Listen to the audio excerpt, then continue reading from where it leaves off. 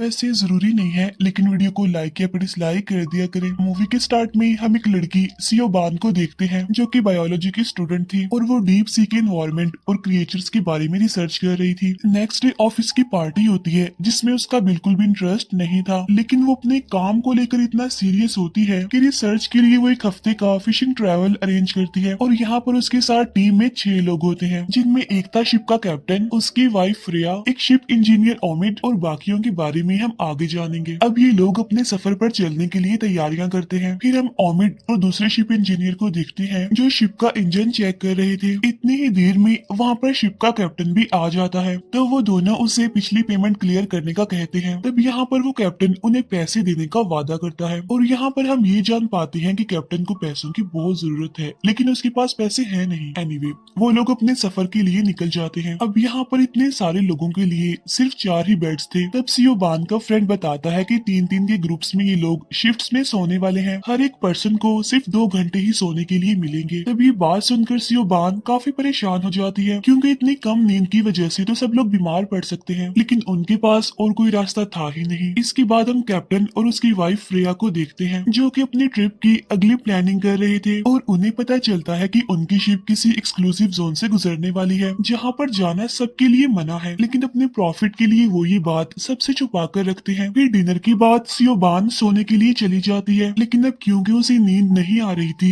इसीलिए वो टॉप पर चली जाती है जहाँ पर उसे फ्रेया मिलती है और फिर वो समंदर की लहरों को देखकर समंदर की गहराई की एक बात बताती है। वो बताती है कि एक दिन ऐसी एक शिप में एक लड़की और उसका साथी था और फिर उस लड़की के साथी की समंदर में मौत हो गई, जिसकी वजह से वो लड़की काफी दुखी हो गई और इसके बाद उस लड़की ने खुद को समंदर के हवाले कर दिया और इसी तरह वो हमेशा के लिए समंदर में जिंदा रहती है। असल में समंदर का ये चमकता हुआ पानी उस लड़की के बाल हैं। अब इस तरह से उन लोगों की पहली रात गुजर जाती है। नेक्स्ट मॉर्निंग हम दिखते हैं कि लोगों को अपनी शिप के पास कुछ वेल दिखती हैं, जिन्हें देखकर सियो बान काफी हैरान होती है, क्योंकि वेल तो अकेली रहना पसंद करती हैं, ना कि शिप के आसपास जहाँ पर शोर होता है। तभी उन्हें पता चलता है कि 1 माइल की दूरी पर उन्हें बहुत सारी वेल मिली है। तभी अचानक से उनकी बोट किसी चीज में फंस जाती है। तब ओमिड जल्दी से इंजन रूम में जाकर चेक करने लगता है और उसे वहाँ पर ब्लू ग्रीन स्लाइमी मटेरियल मिलता है। तब सियो बान वहाँ पर आकर उसका सैंपल ले लेती है। इसके बाद फ्रेया मैप चेक करने के लिए जाती है तो उससे पता चलता है कि वो लोग एक्सक्लूसिव जोन में आ चुके हैं जहाँ पर सभी का जाना मना है वहाँ पर, और यही वजह थी कि उन्हें यहाँ पर वेल भी दिखाई दी गई थी। अब कैप्टन सियो बान को पानी में जाकर चेक करने के लिए कहता है, क्योंकि सिर्फ उसी के पास डाइविंग सूट होता है ताकि वो चेक कर सके कि शिप किस चीज में फंसी है। अब सियो बान अपना सूट पहनकर पानी में चेक करने के लिए जाती है, तब उसे वहाँ पर काफी बड़े टेंटिकल्स ग्लो करते हुए दिखाई देते हैं, जिसमें से एक टेंटिकल देखते ही देखते उस पर अटैक कर देता है, लेकिन वो जल्दी से बचकर शिप में वापस आ जाती है और वो बताती है कि मैंने समंदर में ग्लोइंग क्रिएचर देखा है और उसके बहुत सारे काफी बड़े बड़े टेंटिकल्स भी हैं और वो शिप की स्किन पर चिपका हुआ है। तब ये सुनकर वो कैप्टन उस क्रिएचर को जायंट ऑक्टोपस का स्पीशी कहता है और उसे पकड़ने का प्लान करता है। वो एक बहुत ही बड़ी नेट को पानी में डालता है, लेकिन वो क्रिएचर ऊपर नहीं आ पाता क्योंकि वो बहुत ही भारी था। तभी सियो बान के फ्रेंड का हाथ अचानक से रस्सी खींचने वाली मशीन में फंस जाता है, जिसकी वजह से उसका हाथ बुरी तरह से कट जाता है और तभी सियो बान को उसके खून के पास वही स्लाइमी मटेरियल मिलता है। अब ये लोग इस एक्सक्लूसिव जोन में बुरी तरह से फंस चुके थे।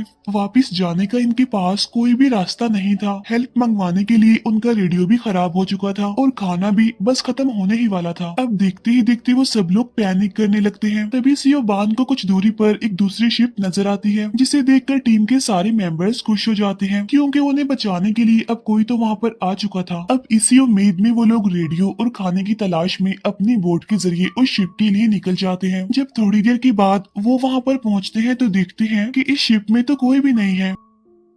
साथ साथ इस शिप का रेडियो भी पहले से ही खराब था, लेकिन जब वो लोग शिप की बेसमेंट में जाते हैं तो वहाँ पर इन्हें कुछ डेड बॉडीज मिलती हैं जिनकी आंखें नहीं थी, यानी उनकी आंखें गायब हो गई थी। तब ये देखकर कैप्टन उन्हें बताता है कि शायद इन्हें सी फीवर हुआ था और वो सियो बान को ये बात बाकी लोगों को बताने से मना करता है, यानी इस शिप की कंडीशन के बारे में। इसके बाद जब ये लोग अपनी शिप में वापिस आते हैं तो देखते हैं कि उस ग्लोइंग क्रिएचर ने अब इनकी शिप को छोड़ दिया है, इसीलिए अब वो थोड़ा रिलैक्स फील करते हैं और अपनी जर्नी पर आगे बढ़ जाते हैं और अभी भी वो वापस नहीं जाते बल्कि एक्सक्लूसिव जोन के और अंदर चले जाते हैं। थोड़ी दूर जाने के बाद कैप्टन अपनी वाइफ फ्रेया को मछलियां पकड़ने के लिए कहता है। तब फ्रेया उसे ये कहते हुए मना करती है कि अगर हमने ऐसा किया तो वो क्रिएचर वापस से हमारे पीछे आ सकता है और फिर से हम पर अटैक कर सकता है। तब कैप्टन उसे कहता है कि अगर हमने बहुत सारी मछलियां ना पकड़ी तो हमारा घर, हमारी शिप, सब कुछ चला जाएगा। असल में लोगों को पैसों की बहुत जरूरत होती है, इसीलिए कैप्टन जानबूझकर इस शिप को एक्सक्लूसिव जोन में लेकर आया था क्योंकि इस एरिया में कोई भी नहीं आता, इसीलिए यहाँ पर बहुत सारी मछलियां हो सकती हैं जिसे बेचकर ये लोग बहुत सारे पैसे कमा सकते हैं। इसके बाद फ्रेया नेट डालती है जहाँ से उसे बहुत सारी मछलियां मिलती हैं। फिर रात को सियोबान और उसका फ्रेंड बातें कर रहे होते हैं और तभी दूसरा शिप इंजीनियर वहाँ पर आकर उन्हें भी डिनर के लिए ले जाता है और डिनर के बाद सियोबान की फ्रेंड की तबीयत खराब होने लगती है और वो स्विमिंग करने के लिए समंदर में ही जाने लगता है। लेकिन सियोबान और उस शिप में एक बूढ़ी औरत थी, वो उसे ऐसा करने से रोक लेती है।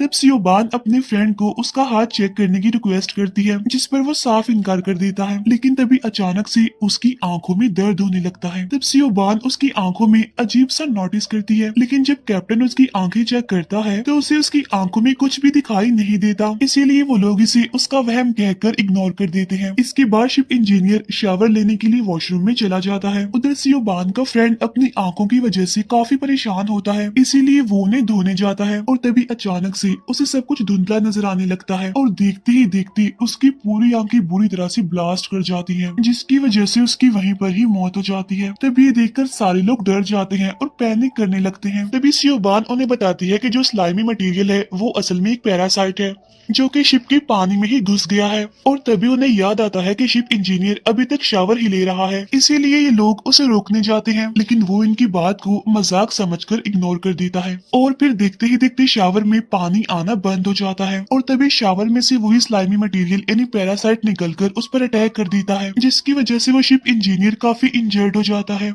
तब सियोबान अपने टीम मेंबर्स को दूसरी शिप की रियलिटी और उसकी कंडीशन बता देती है। इसके बाद कैप्टन सियोबान और ओमिड को हर 2 घंटे के बाद पानी चेक करने के लिए कहता है। इसके बाद ओमिड और सियोबान वाटर फिल्टर चेक करते हैं। तब उन्हें पता चलता है कि उन पैरासाइट ने सारे फिल्टर्स को खराब कर दिया है और फिर देखते ही देखते अगली सुबह भी आ जाती है। तब वो लोग सियोबान के फ्रेंड का फ्यूनरल करते हैं। इसके बाद सियोबान उसी पैरासाइट को दोबारा से शिप पर देखती है, इसीलिए वो उसका सैंपल लेकर माइक्रोस्कोप से चेक करने के लिए जाती है। तब उसे पता चलता है कि असल में स्लाइमी मटेरियल किसी वेल का बैक्टीरिया है जिसमें अब एग्स बनना शुरू हो गए हैं। तब इस बात की वजह से सियोबान काफी परेशान हो जाती है। तब सियोबान और ओमिड उन एग्स को यूवी लाइट से खत्म करने की कोशिश करते हैं, लेकिन वो इसमें नाकामयाब रहते हैं। लेकिन तभी सियोबान को एक आइडिया आता है। वो कहती है कि अगर उन्होंने शिप के पास करंट छोड़ दिया तो वो पैरासाइट मर जाएगा, लेकिन फ्रेया उसे ऐसा करने से साफ मना कर देती है क्योंकि ये शिप उसकी थी और ऐसा करने से काफी नुकसान होगा और इंजन भी खराब हो जाएगा। लेकिन अब क्योंकि उनके पास और कोई रास्ता तो था नहीं, इसीलिए फ्रेया मान जाती है।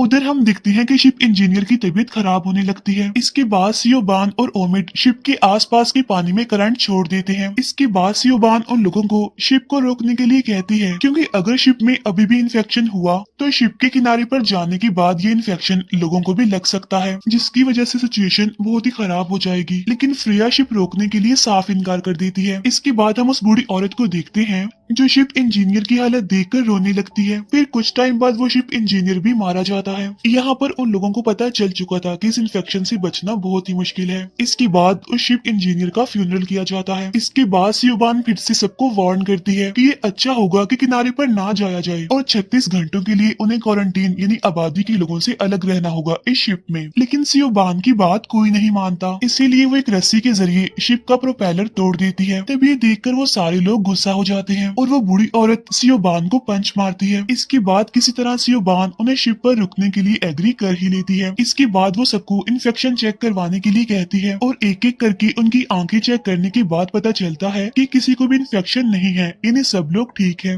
लेकिन उन्हें पता चलता है कि कैप्टन की आंखें अभी तक चेक नहीं हुई हैं। इसीलिए उसकी वाइफ फ्रेया ही उसकी आंखें चेक करती है, तब वो मना करने लगता है। लेकिन फिर भी उसकी वाइफ फ्रेया उसकी आंखें चेक करती है तो वो ये देखकर हैरान रह जाती है कि असल में कैप्टन भी इन्फेक्टेड है। इसीलिए वो काफी डर जाते हैं। इसके बाद कैप्टन सभी को एक्सक्लूसिव जोन की रियलिटी बता देता है कि अभी तक हम उसी जोन में ही हैं और ये बात मैंने तुम सबसे छुपाई थी क्योंकि मुझे मछलियां पकड़कर पैसे कमाने थे। तो वो बूढ़ी औरत और ओमिड इस बात की वजह से काफी गुस्सा होने लगते हैं। इसके बाद वो सभी लोग टॉप पर जाने लगते हैं, लेकिन तभी अचानक से वो बूढ़ी औरत सीढ़ियों पर सियोबान को पकड़कर उसे मारने की कोशिश करती है। तब सियोबान समझ जाती है कि ये बूढ़ी औरत भी अब इन्फेक्टेड हो चुकी है, इसीलिए वो उस बूढ़ी औरत को सीढ़ियों से गिरा देती है। तब ऊंचाई से गिरने की वजह से वो बूढ़ी औरत फौरन ही मर जाती है। उधर फ्रेया और कैप्टन अपना आखिरी टाइम एक दूसरे के साथ गुजार रहे थे। इसके बाद उस कैप्टन की भी मौत हो जाती है। अब फ्रेया अकेली ही बोट लेकर जाने का फैसला करती है। तब ओमिडो से कहता है कि 36 घंटों तक वो अकेली बोट में नहीं रह सकती क्योंकि उसके लिए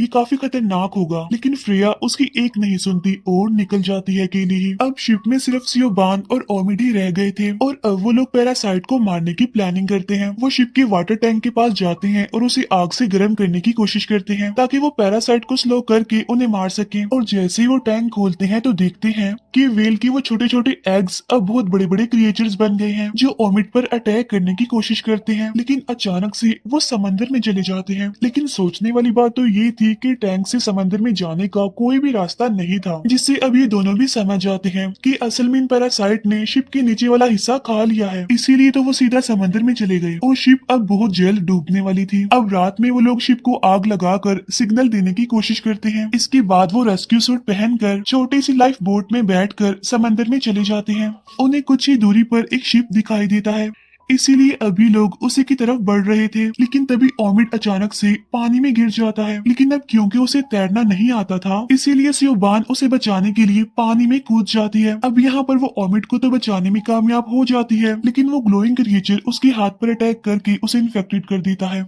अब वो दोनों बच तो गए थे, लेकिन सियोबान इन्फेक्टेड थी। इसीलिए अब सियोबान खुद को सेक्रीफाइस करते हुए दोबारा से पानी में कूद जाती है और उस ग्लोइंग क्रिएचर की तरफ चली जाती है। अब सिर्फ ओमिड ही इस खतरनाक एक्सपीरियंस से बच गया था, इसीलिए अब वो अकेला ही किसी की मदद आने का इंतजार करने लगता है और यहीं पर ये मूवी एंड हो जाती है। Thank you for watching.